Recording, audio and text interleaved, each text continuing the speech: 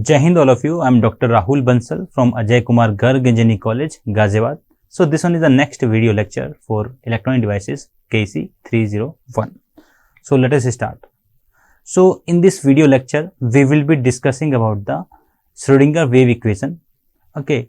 And what is the physical significance of Schrödinger wave equation. So if I talk about the background of the Schrödinger wave equation, so various experiments results involving the electromagnetic wave and the particles which could not be explained by classical laws of physics. So these were like explained by this Schrödinger wave equation and quantum mechanics, using this quantum mechanics part, right?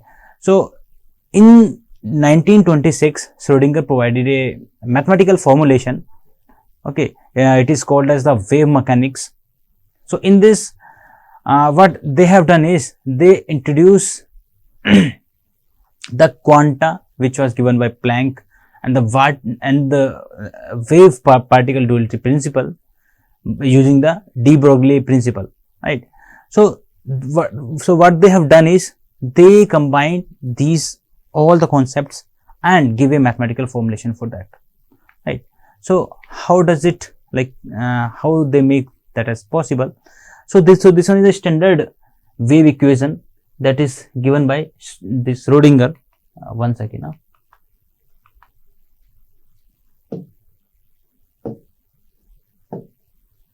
So this one was the standard wave equation, right? So if you see this, so this is actually one dimensional second order partial differential equation. So in this mathematical equation, if you see, minus h square divided by 2m, right, multiply by del 2 sin xt upon del x square plus vx into sin xt is equal to j multiply by h dash del sin xt upon del t, right?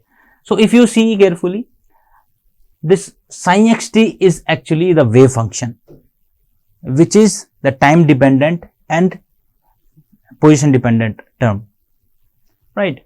Next is h dash. So h dash is actually h upon 2 pi. Okay. So this h value is actually Planck constant, which has the value of 6.626 into 10 to the power minus 34 joule second, right? Next is this m is the mass of the electron. This Vx denotes the potential function. This potential function is actually independent of the time. Next is this j value. J is the imaginary number which has the value of root of minus 1, or you can say this j square is equal to minus 1, right? Next term is okay, I have defined all the terms, right? So this is called as the standard non-relativistic wave equation. This is second order partial differential equation, okay, which is given by Schrödinger. Next is if I separate this wave function sin xt using sin x multiply by phi t, okay, this sin x is actually, if I assume this one, this is actually time independent term, and this phi t is actually time dependent term, position independent term, right? So what we are doing, we are separating this time dependent term and time independent term, right? So through this way we can separate the time dependent term and time independent term in Schrödinger wave equation. If I say this equation is like equation 1, if I name this equation as equation 1, then put this value. If I say this is equation 2, put this value sin xt, which is equal to sin x into phi t in equation 1. So what we will have is this one, del 2,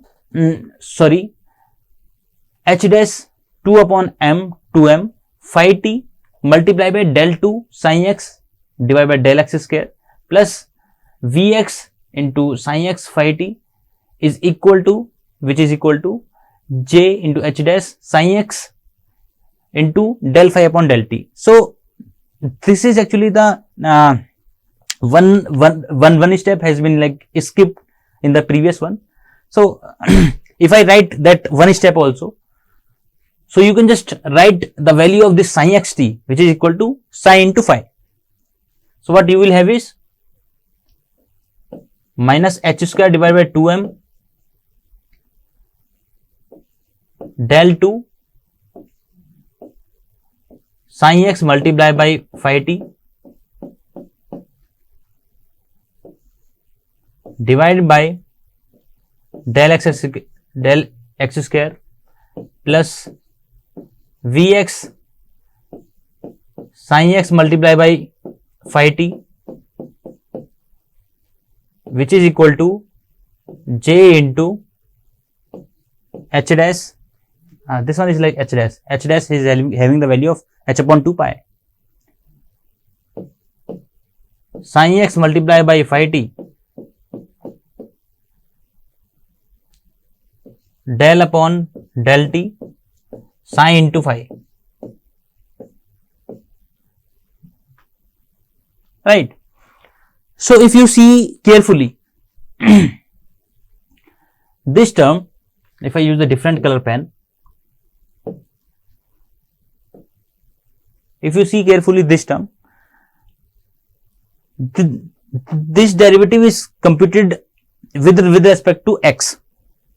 So this time dependent term, that is phi t, is actually considered to be constant value. So it can be taken outside, right? Similarly, in this term consists of, in this term we are computing the derivative if you see this carefully with respect to time. So this position dependent term can be taken as constant value, so it can be taken outside, right? So next equation that we got is this one. This time dependent term can be taken as outside, so we will get this del 2 sin x upon del x square here plus this one, and this sin x can be taken as outside because it was considered to be constant for the this with respect to this del t term, right? So if you see carefully, if I divide this whole equation, say this equation is like 3, equation number 3. So if I divide this whole equation 3 by sin x multiply by phi t, that is complete wave function, that is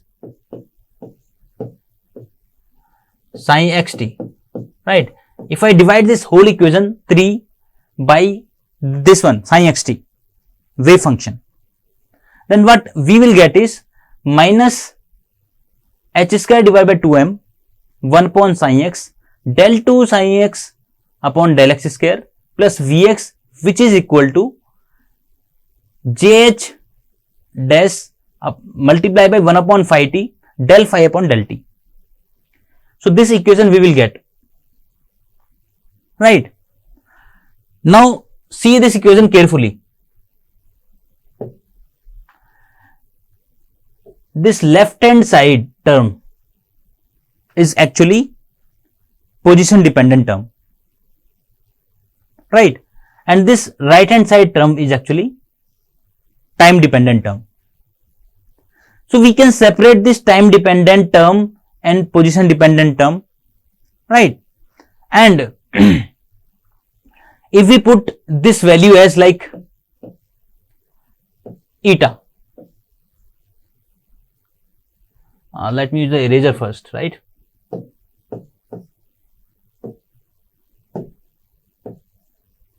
if I put this value as eta, then this eta is said to be a variable constant, right? So after certain experiment, it was found that this eta value is actually the total energy. Okay, so it was proved that eta was actually the total energy. So we can put the value, that is left hand side is equal to E, which is the total energy, which is equal to the right hand side term, right? So in the previous equation, this left hand side term is equal to the right hand side term, which is equal to eta, which is equal to E, that is total energy, right? So we can separate the time dependent term and time independent term. In other words, position dependent term and position independent term in the standard Schrodinger wave equation. So time independent term is actually this left hand side term that we have discussed in the previous one. This left hand side term is time independent term. So this time independent term is equal to E, right? So if I solve this further, if I multiply this whole term with sin x, so what we will get is this one, minus h dash square upon 2m multiplied by del 2 sin x upon del x square, right, plus Vx into sin x is equal to E times sin x, right? So this term Vx into sin x can be taken, this E into sin x can be taken to the left hand side. So after this, what we will get is this one, minus h square divided by 2m del 2 sin x upon del x square, plus this sin x can be taken as common. What we will get is Vx minus E multiplied by sin x. The whole term is equal to 0, right? So what we can do is, now we can do the same operation for the time dependent term, time dependent Schrodinger wave equation. So which was the right hand term, right hand side term, if you see carefully. So this term can be taken as, or can be put, which is equal to total energy E, right? So if I put the value of this term which is equal to E, then I can solve for this phi t. I can solve this equation for phi t. So if you put the value of this and multiply this equation by phi t, then you will get j into h dash multiplied by del phi upon del t, which is equal to E into phi t, right? So after solving this, you can solve this differential equation very easily. You can take this phi t to the denominator of this and del t to this side, and you can compute the integration. So after solving this for phi t, what you will get is phi t is equal to exponential of minus of j multiplied by E divided by h multiplied by t, that is time, right? So this is the first relation that you have got, that is time dependent term, right? Now I can write the total wave equation, total wave function, using this mathematical formula.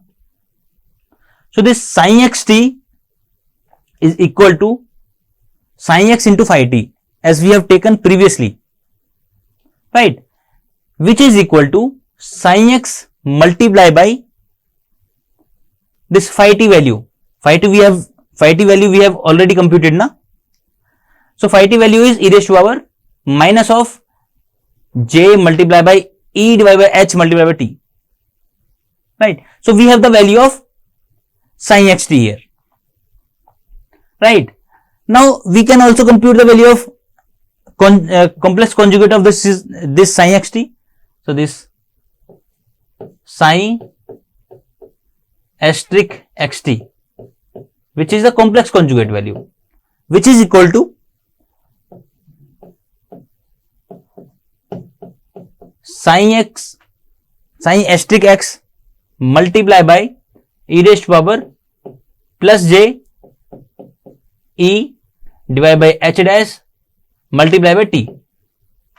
So this is the value that we have got after computing the value of complex conjugate. Right. Now I can find out the value of this sin xt multiplied by sin asterisk xt. Now this value, if you compute, this will give me the physical meaning of this Schrodinger wave equation. Right. So if you compute this sin xt multiplied by sin asterisk xt, which is equal to mod of xt square. So in 1926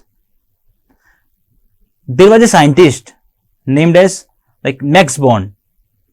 Max Born postulated that this sin xt mod square will give me the total probability density function of finding the electron. Okay, so if you compute this further, right, so this sin asterisk xt, right, which is equal to sin asterisk x multiplied by e raised to power j e upon h into t. Now if you multiply this by this sin xt, what you will get is sin xt square, which is equal to sin x multiplied by sin asterisk x, because this exponential term will multiplication will be 1 unity. Right. So what you will get is sin x mod square. So what we can postulate from this? We can postulate that this the physical meaning of this Schrodinger wave equation. We can say that this probability density function, that is sin xt square, is actually time independent term. See, this term is actually time independent. So we can say that probability of finding electron is actually time independent term. This term is completely position dependent term. Right. So this was the basic postulate that we can draw from the discussion. Right. So we can differentiate between the classical and quantum mechanics. In the classical physics, we can find the position as well as the velocity, right, at any time. Right. So we have the exact location, exact position, right, and exact velocity in the classical physics. But in case of quantum physics, what we actually have? We have the probability density function. We only know the probability density function of finding the electron. Right. So if I want to find out the position of any particle, then we can define in terms of the probability density function in case of quantum mechanics. Right. So this is the basic difference between the classical physics and quantum mechanics. Right. Next is extension of the wave theory to atom. So we will discuss only the basics part in this video lecture. Next, in the next video lecture, we will be discussing in the detail that how does it takes place and what will be the mathematical expression or graphical representation of this in the next video lecture. Okay, so which will ultimately leads to the one of the famous topic, that is EK diagrams, right? So if you see, when consider the hydrogen atom, okay, so they are like far apart from each other, right? And if you see carefully that the energy distribution is basically continuous. Okay, if these two hydrogen atoms are heavily positively charged, we are consider this as like heavy and positively charged proton. Okay, so when they come closer to each other,